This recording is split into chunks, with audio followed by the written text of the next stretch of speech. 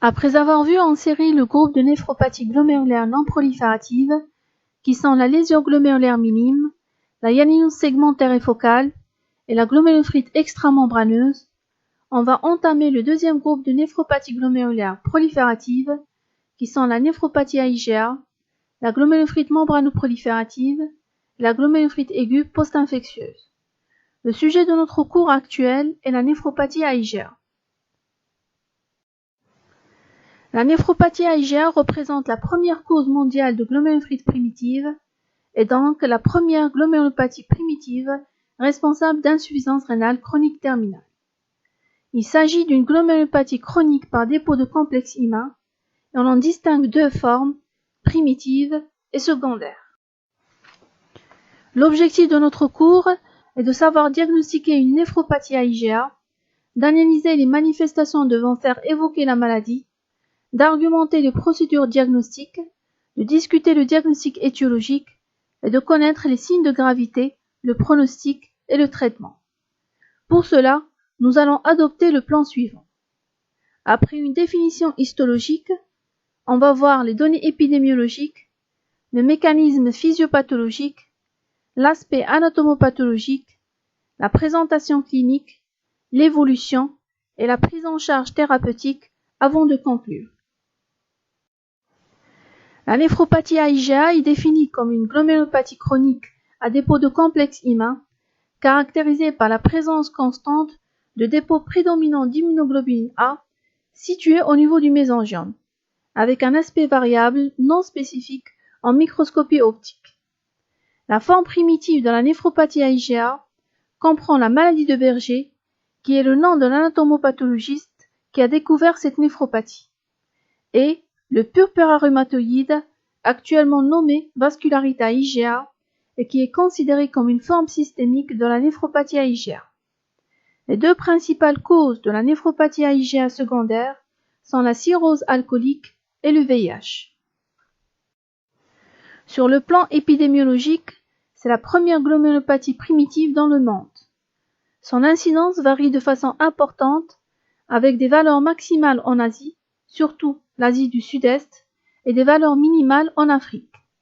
Elle survient essentiellement chez l'adulte jeune, surtout à l'âge de 20 et 30 ans, avec une prédominance masculine. Des formes familiales ont été rapportées, pouvant être en rapport avec une prédisposition génétique. Sur le plan physiopathologique, la compréhension de la néphropathie IgA a beaucoup progressé, mais demeure encore incomplètement élucidée. L'élément clé de sa physiopathologie est la production d'une immunoglobuline A anormale ayant une affinité particulière pour les cellules mésangiales du glomérule. C'est le sujet normal, l'immunoglobuline A est sécrétée en grande abondance au niveau des surfaces muqueuses et des sécrétions telles que la salive pour protéger contre les pathogènes muqueux. Il existe deux principales isoformes de l'immunoglobuline A, l'immunoglobuline A1 et l'immunoglobuline A2. Dans le cas particulier de la néphropathie IgA, l'immunoglobuline A1 est anormale, comme vous le voyez sur l'image de droite. L'immunoglobuline A1 possède une région charnière liant la partie constante et la partie variable de l'immunoglobine. Cette région comporte normalement un nombre de sucres de galactose. En cas de néphropathie IgA, il y a un nombre anormalement réduit de ces sucres au niveau de cette région, ce qui favorise l'auto-agrégation des immunoglobulines A ou la génération de complexes immunoglobine G, immunoglobulline A1 qui vont se déposer ultérieurement dans la région mésangiale du glomérule. Ces dépôts vont activer les cellules mésangiales qui vont proliférer et produire de la matrice mésangiale en excès avec libération de médiateurs pro-inflammatoires responsables d'une agression des glomérules et aboutissant à la sclérose des glomérules, à la fibrose interstitielle et à l'atrophie tubulaire. Le diagnostic de la néphropathie IgA repose sur l'aspect en immunofluorescence de la biopsie rénale. La présence de dépôts mésangiaux dominants d'immunoglobuline A, touchant de façon diffuse tous les glomérules, permet de porter le diagnostic de néphropathie IgA. Ces dépôts peuvent être isolés dans 15% des cas, mais ils sont souvent associés à des dépôts de C3 et des dépôts d'immunoglobuline G. L'aspect en microscopie optique est très variable. Les glomérules peuvent être optiquement normaux, mais le plus souvent, il s'agit d'une hypercellularité mésangérale.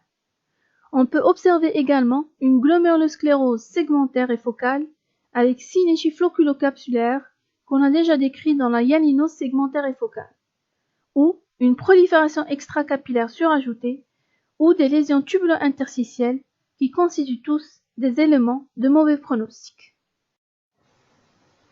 Vous voyez sur cette image des dépôts mésangiaux d'immunoglobuline A donnant un aspect d'arbre mort au glomérule. Sur le plan clinique, une hématurie macroscopique faite d'urine bouillon sale ou Coca-Cola, concomitante à un épisode infectieux, le plus souvent des voies respiratoires supérieures, survient dans 40 à 50% des cas, essentiellement entre l'âge de 20 et 30 ans. Cette hématurie peut s'accompagner de douleurs lombaires et disparaît spontanément au bout de quelques jours. L'hématurie microscopique est habituellement détectée lors d'un dépistage systématique et peut être isolée ou associée à une protéinurie non néphrotique. Le syndrome néphrotique est rare et survient plus fréquemment chez les enfants et les adolescents et doit faire suspecter une association à une autre néphropathie qui est la lésion glomérulaire minime.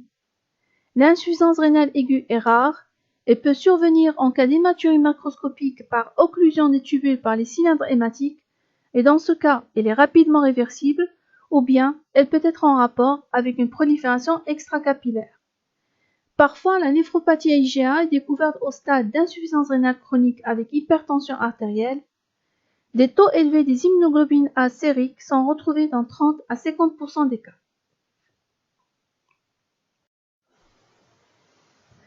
Moins de 10% des patients avec néphropathie IgA vont présenter une rémission complète. Le plus souvent, l'évolution est lentement progressive, évoluant vers l'insuffisance rénale chronique terminale dans 25 à 30% des cas après 20 à 25 ans de suivi.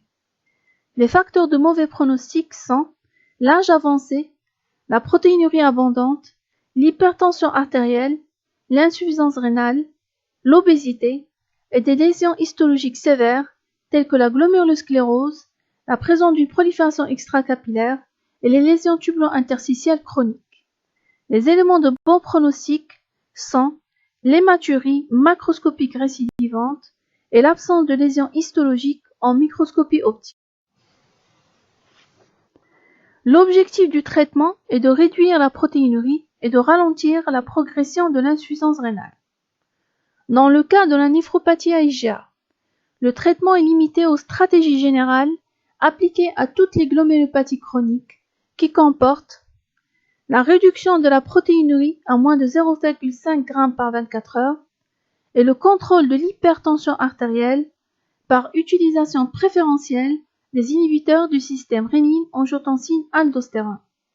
Et bien sûr, réduire le risque cardiovasculaire en traitant l'hyperlipidémie et par des mesures hygiéno-diététiques, notamment l'arrêt du tabac. L'efficacité thérapeutique des traitements spécifiques n'a pas été formellement prouvée, notamment la corticothérapie, le mycophénolate mofétyle qui est un puissant immunosuppresseur, le cyclophosphamide ou l'huile de poisson. L'utilisation de l'huile de poisson s'appuie sur un bénéfice global associant une amélioration de la tension artérielle et du profil lipidique. La transplantation rénale en cas d'insuffisance rénale chronique terminale est marquée par une récidive fréquente de la néphropathie IgA de l'ordre de 50% des cas, en l'espace de 5 ans, souvent sans perte du greffon. Pour les indications thérapeutiques, il n'y a pas de traitement spécifique en cas d'hématurie macroscopique récidivante. Le traitement néphroprotecteur est toujours indiqué en première intention, surtout si la protéinurie est positive et inférieure à 0,5 g par 24 heures avec hématurie microscopique. Et même lorsque la protéinurie est supérieure à 0,5 g par 24 heures, le traitement néphroprotecteur est toujours indiqué. Par contre, si au bout de 3 à 6 mois de traitement néphroprotecteur optimal, la protéinurie devient supérieure à 1 g par 24 heures, avec altération de la fonction rénale, mais sans que le débit de filtration glomérulaire baisse en dessous de 50 ml par minute, la corticothérapie peut être prescrite avec un faible niveau de preuve. Un syndrome néphrotique avec absence de lésion glomérulaire minime visible en microscopie optique peut être traité comme un syndrome néphrotique à lésion glomérulaire minime par corticothérapie orale. Et en présence d'une prolifération extracapillaire, le traitement doit être basé sur une corticothérapie à forte dose associée à du cyclophosphamide. En conclusion, la néphropathie IgA primitive est la glomérulopathie la plus fréquente dans le monde et la plus pourvoyeuse d'insuffisance rénale chronique terminale. Et dans le traitement principal demeure le traitement néphroprotecteur. Et je vous remercie.